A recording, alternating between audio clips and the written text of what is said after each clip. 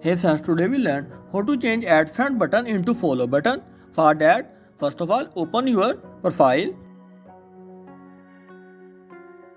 Then click on three lines or profile icon in the upper corner. Scroll down. Click on settings and privacy. Click on privacy shortcuts. Then click on take a privacy checkup.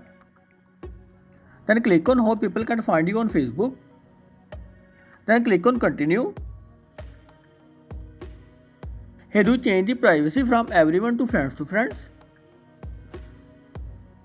Then click on next. Click on next. Then click on next. Then click on review another topic.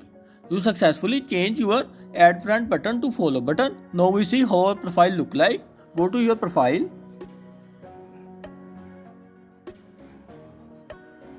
Click on three dots. Click on view as. Here you see you successfully change add friend button to follow button. If you like our video, please subscribe.